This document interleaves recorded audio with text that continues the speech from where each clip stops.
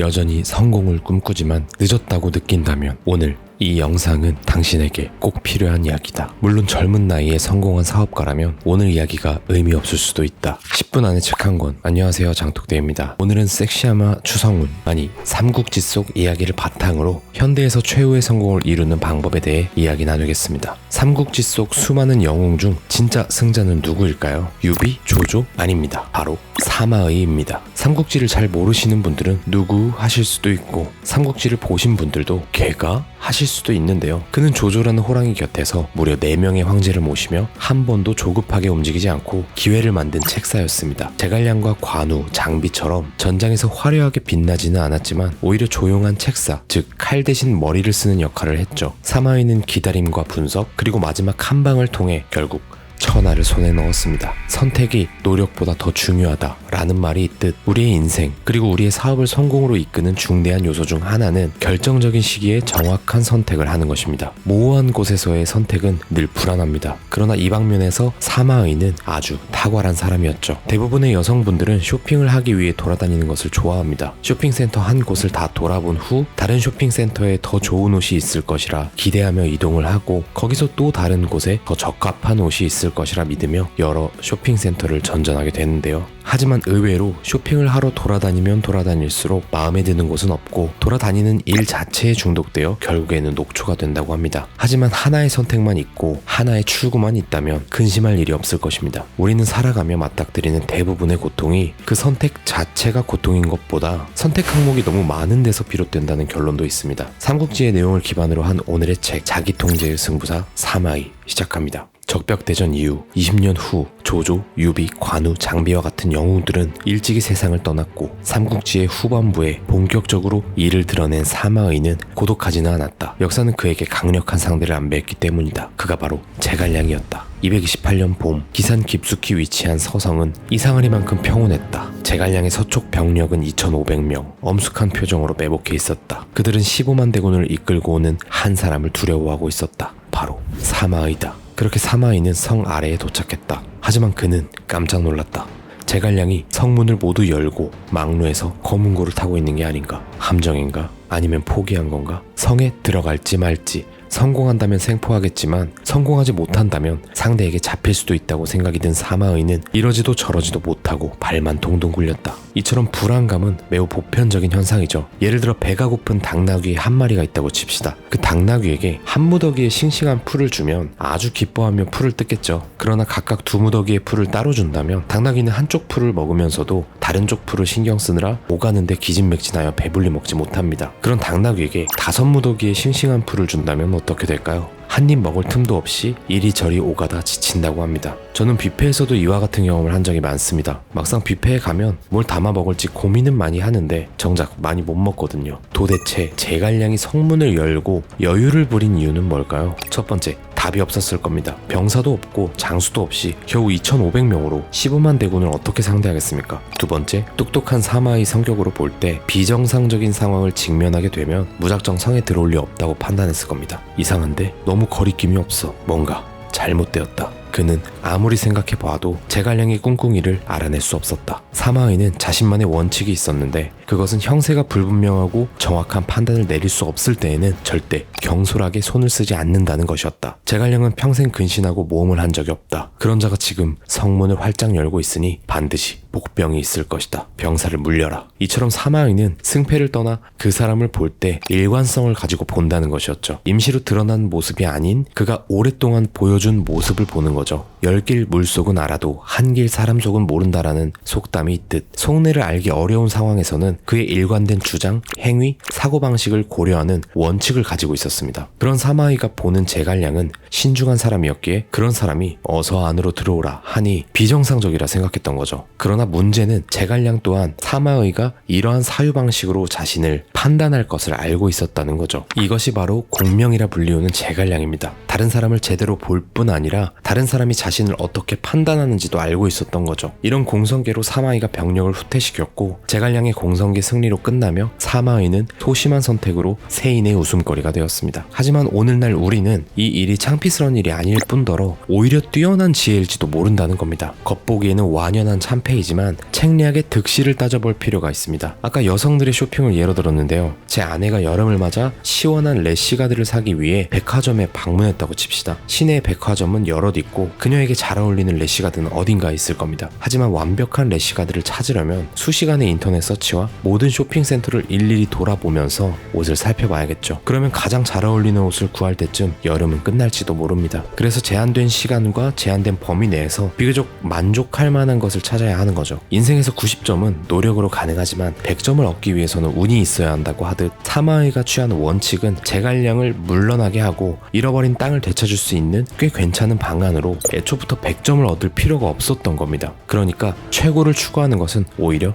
최고의 적이다 라는 원칙을 갖고 있었던 거죠. 검은고로 뚝배기를 깨며 제갈량을 사로잡았다면 100점이지만 만에 하나 잘못되어 매복의 군사피해가 컸다면 0점이 될 수도 있었던 거죠. 이런 선택의 기로에서 사마의는 90점짜리 선택을 한 거죠. 사마의는 돌아와 제갈승상에게 2000여 명의 병력밖에 없었고 싸울 장수와 매복도 없었다는 백성들의 이야기를 듣고 후회는 했을 겁니다. 하지만 어떤 항이 후회할 가능성이 더 작은지 검토해서 그것을 선택했던 거죠. 사마의는 실패를 하든 성공을 하든 늘 나는 공명만 못하다, 즉 제갈량만 못하다고 말하곤 했다고 해요. 하지만 이게 무서운 사람입니다. 남을 알기에 지혜롭고 자신을 알기에 총명한 겁니다. 제갈량이 상대가 사마의가 아니라 그저 10만 대군을 이끄는 허저였다면 오히려 저놈을 쳐라 하며 쳐들어가 제갈량은 허무하게 패했을지도 모릅니다. 원래 사람은 자신이 가장 잘하는 일을 할 때 다른 사람에게 약점을 잡히기 쉽죠. 말 잘하는 사람은 말할 때 약점을 잡히고 싸움을 잘하는 사람은 싸울 때 약점을 잡히든 말이죠. 사마의는 이후에도 추격을 하기도 했고 보호할 것도 보호했고 제갈량을 쫓아내는 것도 모두 이뤄냈습니다. 전투에서 군사를 잃기도 하고 실패를 하기도 했지만 가장 큰 목적은 모두 이루었다는 겁니다. 제갈량도 명석한 사람이죠. 괜히 공명이 아닙니다. 하지만 제갈량은 당시 대권을 장악하고 황제의 신임을 받고 아래로는 백성들의 지지를 받았으며 조직 내부는 강하게 단결되어 있는 데에 반해 사마의는 위로는 황제의 시기, 아래로는 부하들의 불복과 싸웠으며 주위는 몰래 고자질하는 사람들로 넘쳐났습니다. 그 와중에 이런 성과를 낸 사람이 사마의였죠. 관리학에는 이런 말이 있습니다. 칼에서 가장 쉽게 금이 생기는 곳이 칼날이고 창에서 가장 쉽게 마모되는 곳이 창끝이다. 능력이 뛰어난 핵심 인력일수록 조직에서 가장 상처받을 수 있다는 말입니다. 조직의 수장은 이런 칼날과 창끝을 보호하듯 오히려 우수한 인재가 약자이니 보호해야 한다는 것을 잊으면 안 됩니다. 유비가 제갈량을 초빙한 것이 바로 그 유명한 삼고초려입니다. 자신을 낮추고 예로서 인재를 대하고 거기에 공경까지 더했죠. 하지만 조조는 어땠죠? 요즘으로 비유하면 사마의를 초빙할 때 경찰차를 몰고 수갑을 들이밀며 오지 않으면 잡아가겠다고 하듯 데려갔습니다. 제갈량은 따뜻한 봄날이라면 사마의는 얼음과 눈으로 뒤덮인 엄동설안이었음을 알 수 있습니다. 사마의는 이런 엄동설안에서 기다릴 줄 알았습니다. 권위가 있는 사람이 화를 내면 개성이 되지만 권위가 없는 사람이 화를 내면 죽음을 자초하게 되듯 자신의 역량을 살펴보고 아울러 권위가 충분한지 여부를 판단하고 모든 일을 속전속결로 끝내는 지론을 가지고 있었습니다. 조비를 포함한 조정의 문무백관 모두가 맹달이라는 사람을 호의적으로 대할 때 유독 사마의만은 그를 경계했습니다. 겉은 번지르르 깔끔해 보이지만 막상 함께 일을 하려고 보면 자질의 이상이 있거나 큰 문제를 일삼는 사람임을 알았던 거죠. 그는 맹달이라는 사람에게는 눈을 부릅뜨고 평소와 다른 모습을 보였는데 그럼 그렇게 침착한 사마의가 마음을 다스리지 못했냐? 그게 아니라 이것 또한 사마의의 책략이었던 겁니다. 맹달을 응징하기 위해 복선이 필요했던 거죠. 하지만 맹달에게 많은 문제가 있음에도 당시 섬기던 조비의 체면과 당시 정세를 감안했을 때 은밀히 기회를 엿볼 수밖에 없었고 조비가 나이 40에 단명하며 맹달은 역시 반란을 준비하죠. 관리학에서는 이런 말이 있습니다. 뛰어난 사람은 가치관으로 관리하고 보통 사람은 제도로서 관리하고 소인배는 사람을 시켜 지켜보게 한다. 자발적으로 일을 해내게 하는 사람, 제도를 만들어 움직이게 해야만 하는 사람, 사람을 시켜 밀착 마크해야 하는 사람, 쥐를 이용하여 쥐를 감시하듯 사마의는 신이라는 간악한 쥐를 통해 맹달을 감시했고 동류의 사람에게 동류의 사람을 주시하게 하여 그들 서로 견제하게 하고 책략을 펼쳐 한 달을 채 넘기지 않고 깔끔하게 맹달을 제거하며 사마의는 명성과 권위를 갖게 됩니다. 사마의는 지략뿐 아니라 인내력, 통찰력, 싸우지 않고 이기는 전략, 정치적 생존술, 결정적 순간의 과감함까지 그는 수많은 영웅들 중에서 결국 마지막에 서 있는 사람이 되었죠. 그는 강대한 상대를 만나도 칭찬할 줄 압니다. 합니다. 누군가는 손이 닿지 않아 못 먹는 포도를 두고 저 포도는 신맛이 심해서 못 먹을 거야 라고 할 겁니다. 마치 미인을 차지하지 못하는 남성이 예쁘면 예쁜 값을 하느라 성격이 더러울 것이다 판단하듯 시련을 겪은 이후 그 시련을 대하는 데에서 약자일지 강자일지 선택하는 구간이 꼭 오는 게 인생인데, 여기서 사마이는 해석과 분석을 합니다. 어떻게 대처할지 판단하고 또 그 결과의 성패와 상관없이 그 상황에서 배우는 무서운 사람이었죠. 이와 같은 약자들이 아니라 강자임에도 제갈량은 사마의에게 패배했습니다. 물론 전장에서의 승부는 어떨지 모르겠으나 긴 시간에 걸친 전략, 국력, 생존의 승리로 비춰볼 때 사마의는 싸우지 않고 방어하기도 하고 장기전으로 촉한을 소모시키며 234년 제갈량이 사망하며 북벌이 종결됩니다. 사마의는 이후 군권과 정권을 장악하고 손자 사마염이 진나라를 세워 삼국을 통일합니다. 사마의는 개인 전투나 화려한 승리가 아니라 상대를 무너뜨릴 환경을 만드는 장기전의 무사였죠. 명성에서는 제갈량이 이겼을지 모르나 실제 전쟁에서는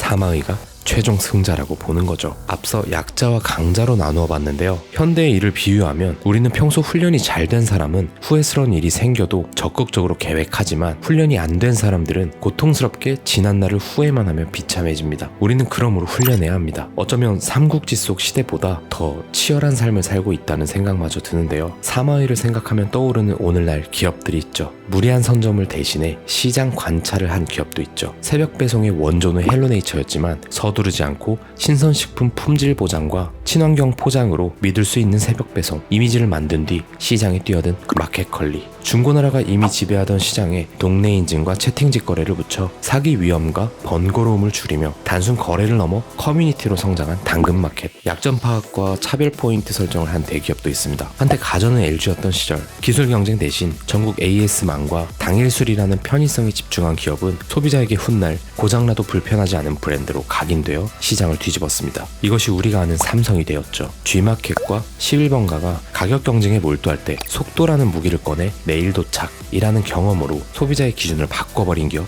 쿠팡. 소비자의 기준을 바꾸는 경험을 제공하는 기업은 더 많죠. 기존 배달 플랫폼이 이미 있었으나 감각적인 광고와 브랜드 문화를 만들어 배달앱이 아니라 배달 문화를 만들어낸 배달의 민족. 카카오페이와 삼성페이의 후발이었지만 쇼핑, 예약, 콘텐츠의 결제를 결합시켜 결제는 곧 우리라는 습관을 만든 네이버페이. 예스24와 교보문고가 온라인 서점을 장악한 상태에서 온라인 중고 서점이라는 차별 무기를 꺼낸 알라딘. 다른 시장도 마찬가지입니다. 뭔가 새로운 것 같지만 기존의 것들을 디벨롭해서 조금 다르게 나만의 것으로 만들어내는 기업이 많았습니다. 실제로 한국은 인터넷 시대로 전환되며 새로운 소비 문화가 등장하고 디지털 카메라, 휴대폰 카메라 보급이 활성화되었습니다. 이때 한국형 SNS의 원조 싸이월드가 등장하죠. 하루 방문자 2천만 명으로 국내 인구 절반 수준이 동참한 이 SNS는 유료 콘텐츠 소비가 자연스러운 구조였습니다. 그러나 2009년 스마트폰, 모바일 SNS가 급성장을 했고 모바일 환경에 대응이 늦게 된 거죠. 해킹 사건을 비롯해 주도권을 잃으며 사용자 대규모가 이탈했습니다. 일부 해외 레퍼런스 보도에서도 싸이월드의 구조와 기능이 소개되었었고 외국에서도 소개된 바 있듯 시기적으로 앞서있던 성공 사례였기에 해외 SNS 기업에도 영감을 주지 않았을까 하는 개인적인 생각이 듭니다. 오늘의 영상 마치겠습니다. 밤새 빠르게 피어난 꽃은 아침 이슬에 시든다. 준비되지 않은 성공은 오래가지 않는다. 마치 복권처럼 거친 바람을 견디지 않은 꽃은 설 자격이 없다.